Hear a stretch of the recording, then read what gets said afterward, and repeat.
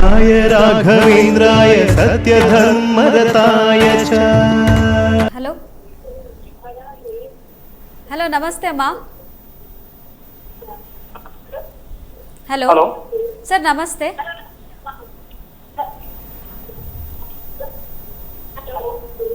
Hello hello sir, ನಮಸ್ತೆ sir. ನಮಸ್ತೆ madam.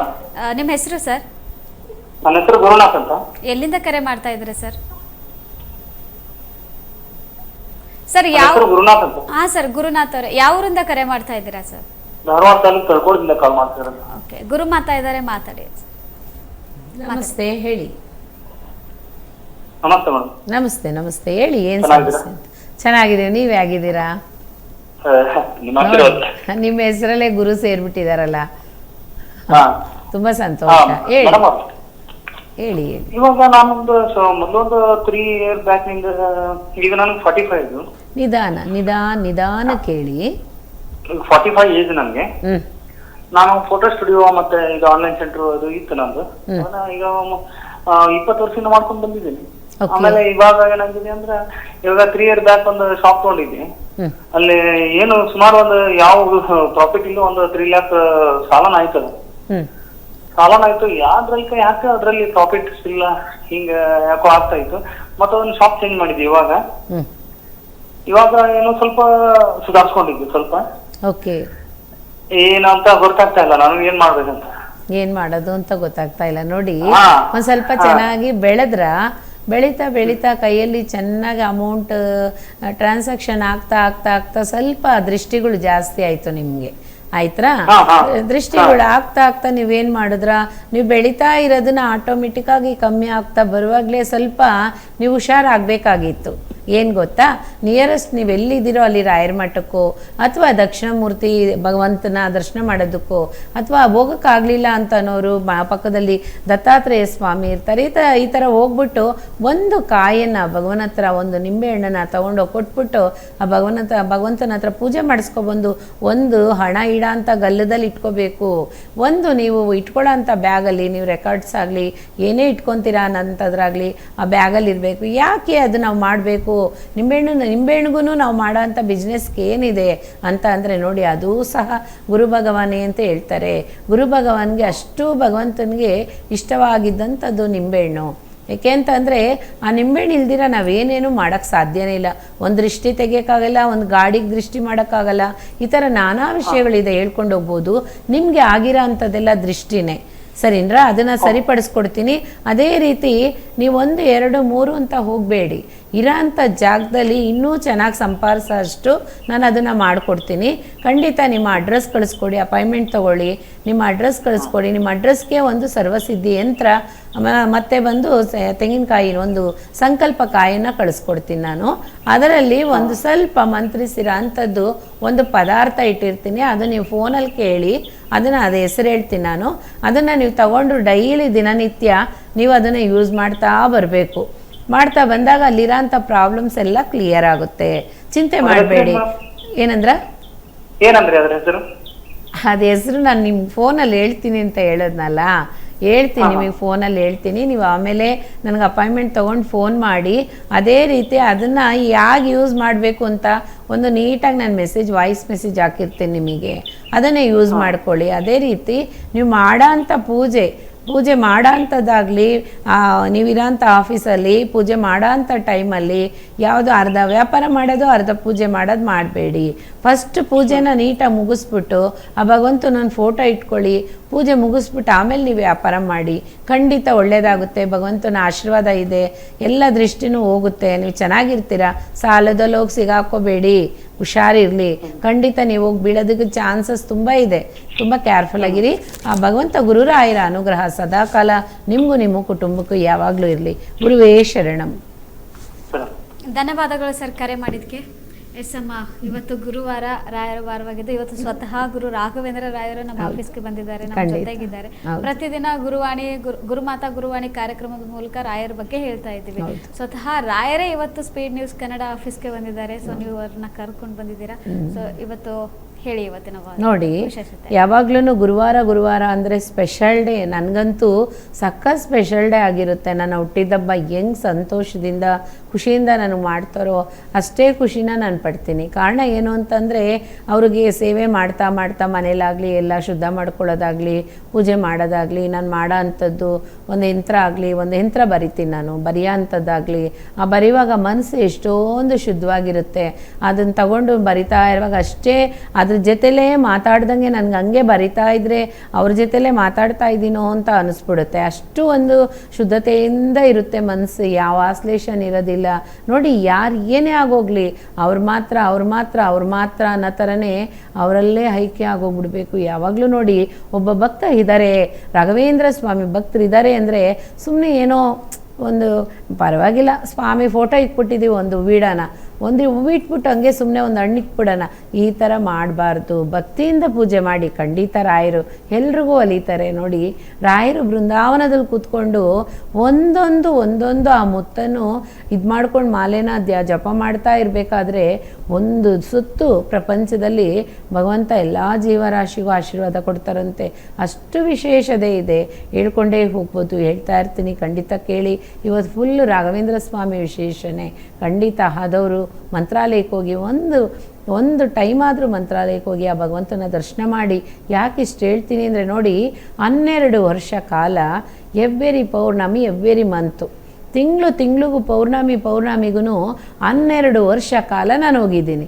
ನನಗೆ ಅವರು ನನಗೊಂದು ನನಗೊಂದು ವಿಷಯ ಹೇಳಿದ್ರು ಭಗವಂತ. ಏನು ಅಂತ ಅಂದರೆ, ನೀನು 12 ವರ್ಷ ಕಾಲ ತಿಂಗಳಿಗೊಮ್ಮೆ ಬಂದು ನನ್ನನ್ನು ದರ್ಶನ ಮಾಡಬೇಕು, ಅದು ಪೌರ್ಣಮಿ ಸಮಯ ಅಂತ ಅಂದರು. ಪೌರ್ಣಮಿ ಸಮಯ ಬಂದು ಆ ಟೈಮಲ್ಲಿ ನಾವೂ ಮೆನ್ಸ ಸಾಧೆ ಆಗ್ತೀವಲ್ವರ, ಹಾಗಾಗಿ ಅದಕ್ಕೆ ಮುಂದಿನ ದಿವಸ ಆಗಲಿ, ಅದಕ್ಕೆ ಹಿಂದಿನ ದಿವಸ ಆಗಲಿ, ಅದು ಪೌರ್ಣಮಿ ಮುಗ್ದು 7 ದಿವಸ ಒಳಗಡೆ ಆ ಭಗವಂತನ ಪವರ್ ಇದ್ದೇ ಇರುತ್ತೆ, ಪೌರ್ಣಮಿ ಪವರು.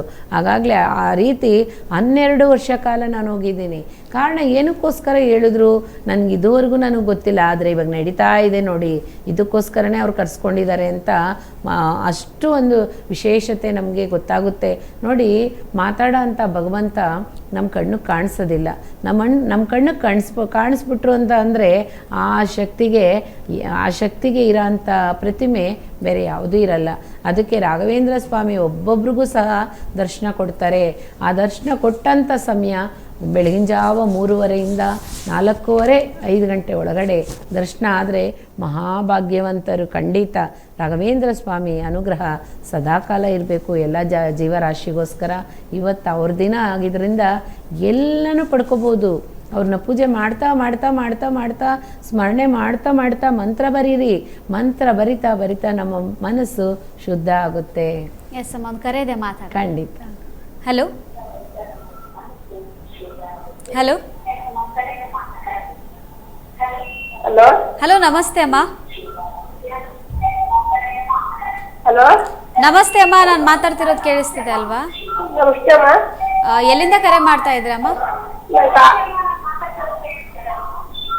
ಹಲೋ ಅಮ್ಮ, ನೀವು ಟಿವಿ ನೋಡ್ತಾ ಇದ್ರಾ? ಅಲ್ಲಿಂದ ಅಮ್ಮ, ಆಚೆ ಕೇಳಿಸ್ತಾ ಇಲ್ಲ ಬನ್ನಿ. ನೀವು ಮಾತಾಡೋದು. ನೀವು ಟಿವಿ ನೋಡ್ತಾ ಇದ್ರಾ? ಅಲ್ಲಿಂದ ನಾನು ಆಚೆ TV ಪೂರ್ತಿ ಕಡಿಮೆ ಮಾಡಿದ್ರಿ, ಕೇಳಿಸ್ತಾನೆ ಇಲ್ಲ. ಓಕೆ, ನಿಮ್ಮ ಹೆಸರು ಅಮ್ಮ? ನಂಗೆ ಆರೋಗ್ಯ ಸರಿ ಇಲ್ಲಮ್ಮ, ಅದನ್ನ ಕೇಳೋಣ ಅಂತ ಮಾಡಿದೆ. ಸರಿ, ನಿಮ್ಮ ಹೆಸರು ಅಮ್ಮ? ನಿಮ್ಮ ಹೆಸರು? ನನ್ನ ಹೆಸರು ಸಂಪಂಗಮ್ಮ ಅಂತ. ನಂಗೆ ಆರೋಗ್ಯ ಸರಿ ಇಲ್ಲಮ್ಮ, ಆರೋಗ್ಯದ ಬಗ್ಗೆ ಅಮ್ಮನ್ನ ಕೇಳ್ಬೇಕಾಗಿತ್ತು. ನಿಧಾನವಾಗಿ ಮಾತಾಡಿ ಅಮ್ಮ. ಯಾವ ಊರಿಂದ ಕರೆ ಮಾಡಿದ್ದೀರಾ ಅಂತ?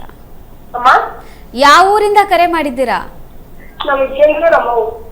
ಓಕೆ, ಮಾತಾಡಿ ಅಮ್ಮ. ಇದಾರೆ, ಮಾತಾಡಿ. ಗುರು ಮಾತಾಡ್ತಾರೆ. ಅಮ್ಮ ನಮಸ್ಕಾರ ಅಮ್ಮ. ನಂಗೆ ಆರೋಗ್ಯ ಇಲ್ಲ. ಆರೋಗ್ಯ ಏನಾಗಿದೆ ಅಮ್ಮ? ಆರೋಗ್ಯ ಏನು ಸಮಸ್ಯೆ ಆಗಿದೆ ಹೇಳಿಮ್ಮ. ಅಮ್ಮ, ನಂಗೆ ಆರೋಗ್ಯ ಸರಿ ಇಲ್ಲಮ್ಮ. ಸರಿ, ಆರೋಗ್ಯಕ್ಕೆ ಏನು ಪ್ರಾಬ್ಲಮ್ ಆಗಿದೆ?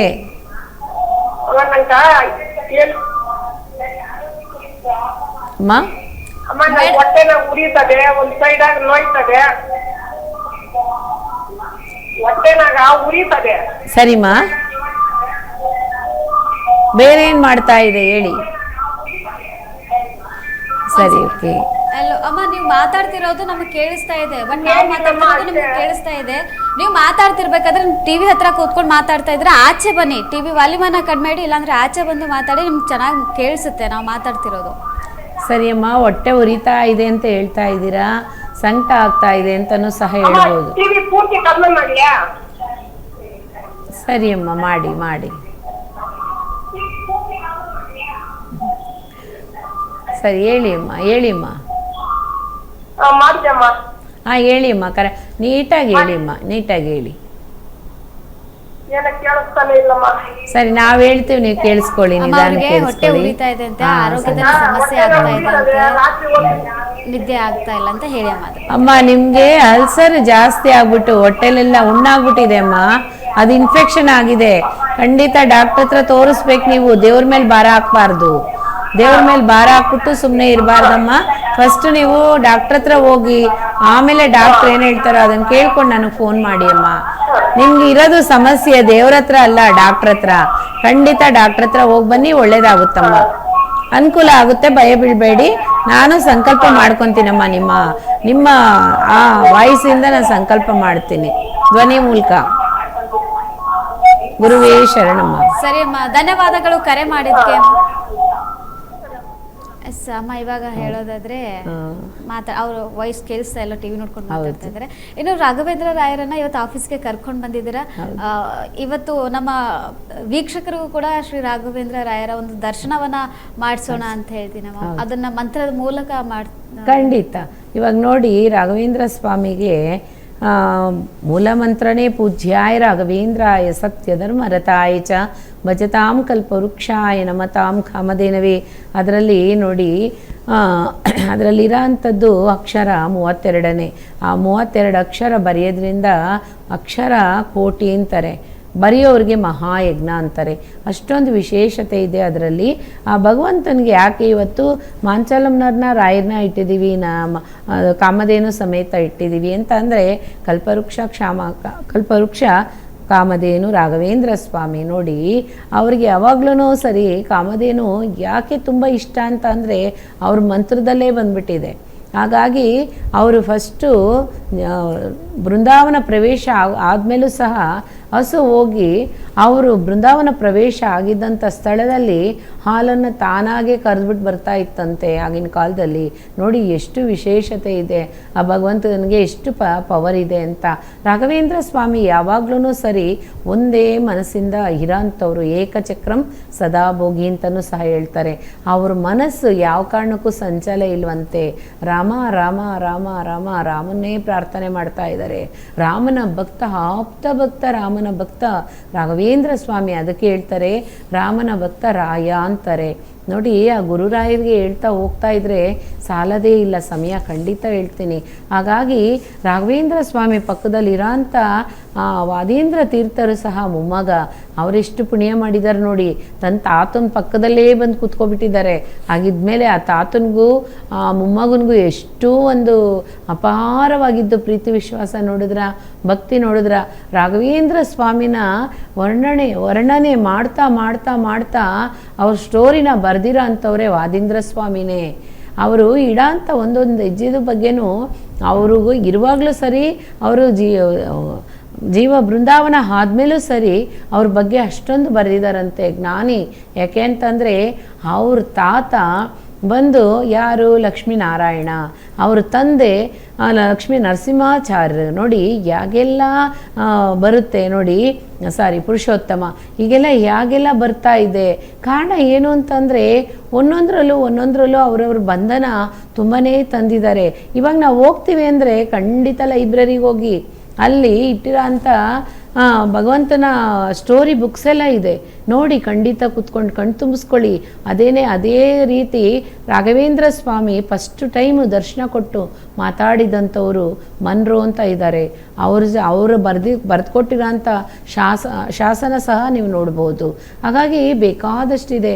ಈಗ ರಾಘವೇಂದ್ರ ಸ್ವಾಮಿಗೆ ಯಾಕೆ ಇಷ್ಟು ವಿಷಯ ನಡೆದಿದೆ, ಇಷ್ಟು ಅವತಾರ ತೆಗೆದಿದ್ದಾರೆ ಅಂತ ಮಾಡಿದ್ದಾರೆ ಅಂದರೆ ಅಪಾರ. ಖಂಡಿತ ಹೇಳ್ತೀನಿ, ರಾಘವೇಂದ್ರ ಸ್ವಾಮಿನ ದರ್ಶನ ಮಾಡದಿರೋರು ಎಷ್ಟೋ ಜನ ಇನ್ನೂ ಕೂಡ 70 ವರ್ಷ ಆದವರಿದ್ದೀರಾ, 40 ವರ್ಷ ಆಗಿರೋರಿದ್ದೀರಾ, 50 ವರ್ಷ ಆಗಿದವರಿದ್ದೀರಾ, ಖಂಡಿತ ರಾಘವೇಂದ್ರ ಸ್ವಾಮಿನ ದರ್ಶನ ಮಾಡಿಲ್ಲ. ಯಾಕೆ ಅಂತಂದರೆ ಅವ್ರು ಇನ್ನೂ ಕರೆದಿಲ್ಲ. ಅವರು ಕರೆದ್ರೆ ಮಾತ್ರನೇ ನಾವು ಅವ್ರು ನೋಡೋಕ್ಕೆ ಸಾಧ್ಯ. ನೋಡಿ, ಎಲ್ಲ ದೇವ್ರನ್ನೂ ದರ್ಶನ ಈಸಿಯಾಗಿ ಮಾಡ್ಬೋದು, ಮೂವಾರನ್ನ ಮಾತ್ರ ಮಾಡೋಕ್ಕೆ ಸಾಧ್ಯನೇ ಇಲ್ಲ. ಅದರಲ್ಲಿ ಯಾರ್ಯಾರು ಅಂತ ಅಂದರೆ ಧರ್ಮಸ್ಥಳ ಮಂಜುನಾಥ ಸ್ವಾಮಿ, ಅದೇ ರೀತಿ ತಿರುಪತಿ ವೆಂಕಟೇಶ್ವರ ಸ್ವಾಮಿ, ರಾಘವೇಂದ್ರ ಸ್ವಾಮಿಗಳು ಮಾತ್ರ ಇವರು ಮೂವಾರಿಗೂ ನ್ಯಾಯ ಧರ್ಮ ಸತ್ಯದಿಂದ ಇದ್ದರೆ ಮಾತ್ರ ಅಂತೆ ಅವ್ರನ್ನ ಹೋಗಿ ದರ್ಶನ ಮಾಡೋಕ್ಕೆ ಸಾಧ್ಯ. ಇಲ್ಲ ಅಂತ ಅಂದರೆ ಹೋಗಿರೋರು ಖಂಡಿತ ಬರೋಂಥ ಟೈಮಲ್ಲಿ ಏನಾದರೂ ವಿಪತ್ತುಗಳಾಗಿದೆ. ಹಾಗಾಗಿ ಯಾಕೆ ಆ ರೀತಿ ಆಗುತ್ತೆ ಅಂತ ಅಂದರೆ ನೋಡಿ, ಭಕ್ತಿಯಿಂದ ನಿಷ್ಠೆಯಿಂದ ಅವ್ರು ಕರೀಲಿಲ್ಲ ಅಂದಮೇಲೆ ನಾವು ಹೋಗೋಕ್ಕೆ ಸಾಧ್ಯನೇ ಇರಲ್ಲ. ಏನೇ ಪ್ಲ್ಯಾನ್ ಹಾಕ್ಕೊಳ್ಳಿ, ಏನೇ ಪ್ರೋಗ್ರಾಮ್ ಹಾಕಿ, ಖಂಡಿತ ಅದರಲ್ಲಂತೂ ರಾಯರಿಗೆ ಹೋಗೋಕ್ಕೆ ಸಾಧ್ಯನೇ ಇಲ್ಲ, ಪ್ರೋಗ್ರಾಮೇ ಕ್ಯಾನ್ಸಲ್ ಆಗಿಬಿಡುತ್ತೆ. ಹಾಗಾಗಿ ನೆನೆಸಿದ ತಕ್ಷಣ ಅಲ್ಲಿಗೆ ಹೋಗಬೇಕು ಅಂದರೆ ಅವ್ರು ಕರೆದಿರ್ಬೇಕಷ್ಟೇ.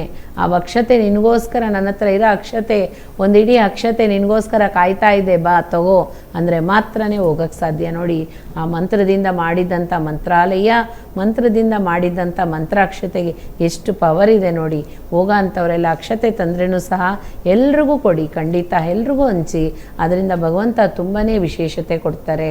ಹೋಗ್ತಾ ಹೇಳ್ತಾ ಹೋಗೋಣ. ಪೂಜ್ಯಾಯ ರಾಘವೇಂದ್ರಾಯ ಸತ್ಯಧರ್ಮರತಾಯ ಚ